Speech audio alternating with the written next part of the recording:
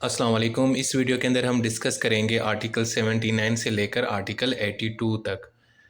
तो आर्टिकल 79 में बात की गई है कि फेडरल कंसोलिडेट फंड और पब्लिक अकाउंट की कस्टडी किस तरह रखी जाएगी, उनको किस तरह मैनेज किया जाएगा। देखें, फेडरल कंसोलिडेट फंड वो होता है जहाँ पे हुकूमत जो टैक्स और रेवेन्यू के ज़रिए जो पैसे कमाती है वो रखती है, और पब्लिक अकाउंट में वो जो इनडायरेक्टली सुप्रीम कोर्ट और दूसरी अदालतों के ज़रिए जो पैसे जमा होते हैं वो वहाँ पे रखे जाते हैं। अब जो फेडरल कंसोलिडेट फंड को मैनेज करने के लिए जो रूल्स रेगुलेशन बनाए जाते हैं कि किस तरह और कब और कितने पैसे निकालने हैं, ऐड करने हैं, विथड्रॉ करने हैं, वो लॉज जो है ना पार्लियामेंट बनाएगी। और अगर पार्लियामेंट ने ऐसा कोई कानून नहीं बनाया तो फिर जो प्रेसिडेंट साहब जो रूल्स बनाएंगे उसके तहत ही उसका मामला चलेगा। इसी तरीके से पब्लिक अकाउंट जो है उसको भी जनाब पार्लियामेंट के कानून के ज़रिए मैनेज किया जाएगा, लेकिन अगर वो नहीं है तो फिर जो प्रेसिडेंट साहब जो रूल्स रेगुलेशन बनाएंगे उसके तहत ही उसको मैनेज किया जाएगा।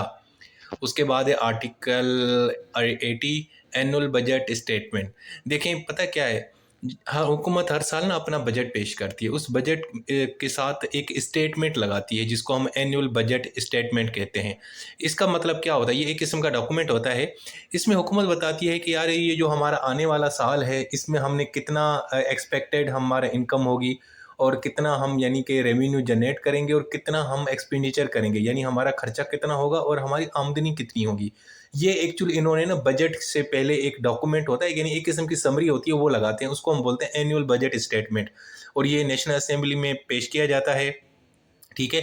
और इस स्टेटमेंट के अंदर ना जो हुकूमत के जो खर्चे हैं उनको दो कैटेगरीज में डिवाइड किया जाता है। एक वो खर्चा होता है जो जिसकी पेमेंट फेडरल कंसोलिडेट फंड से की जाती है, यानी कि जैसे जजेस की सैलरी, कर्ज, ये वो वगैरह, और ये बड़ा मैंडेटरी एक्सपेंसेस होते हैं। और बाकी प्रोपोज्ड एक्सपेंडिचर्स होते हैं, वो खर्चे जो हुकूमत ने खुद से करने होते हैं, यानी कोई प्रोजेक्ट लगाना है, रोड सड़कें वगैरह बनानी है, ठीक है। सो ये जो एनुअल बजट स्टेटमेंट है ये एक्चुअली बजट के साथ ही लगती है, लेकिन ये एक किस्म की समरी होती है कि इस साल हुकूमत कितना कमाएगी और कितना जनाब खर्चा करेगी। और दूसरा ये है कि इसके अंदर जो एक्सपेंडिचर्स हैं वो दो तरह के होते हैं। एक वो जो फेडरल कंसोलिडेट फंड से पे किए जाएंगे, यानी लोगों की सैलरीज, ये वो वगैरह, कर्ज वगैरह। और एक दूसरे एक्सपेंसेस होते हैं जो हुकूमत खुद डिसाइड करती है कि उसने इस साल कहाँ कहाँ और दूसरा एक्स्ट्रा खर्चा करना है। एक तो कंफर्म होता है ना खर्चा हर साल, जो हमारी सैलरीज, जो सरकारी लोगों की सैलरीज में चला जाता है, कर्ज देने में चला जाता है, ठीक है जी।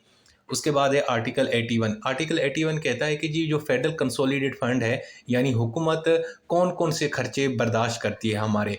तो जनाब कुछ ऐसे खर्चे हैं जिनके लिए हुकूमत को नेशनल असेंबली से अप्रूवल भी नहीं चाहिए, यानी कि वो बस अंडरस्टूड है, हमने उसके लिए कोई वोटिंग भी नहीं कराते। मिसाल के तौर पर प्रेसिडेंट की जो सैलरीज है, उसके ऑफिस के एक्सपेंसेस हैं, जजेस, election, chief election commissioner, chairman, deputy chairman of senate, speaker and deputy speaker of national assembly, auditor general, इन सब के जो एक्सपेंसेस हैं, सैलरीज हैं, ये जनाब इस फंड से दिए जाते हैं।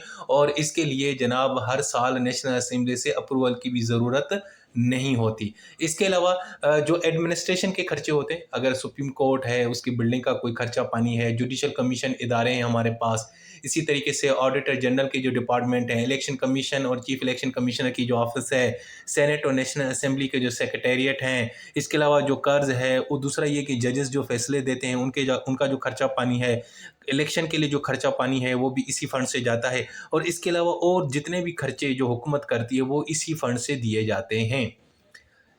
उसके बाद है आर्टिकल 82। वो ये कहते हैं कि जी एनुअल बजट स्टेटमेंट के हवाले से प्रोसीजर क्या है। देखें जी, हुकूमत ने जो भी इस फंड से खर्चे करने होते हैं, यानी फेडरल कंसोलिडेट फंड से जो खर्चे करने हैं इस साल, वो ना वो बजट में उसको नेशनल असेंबली में पेश करती है।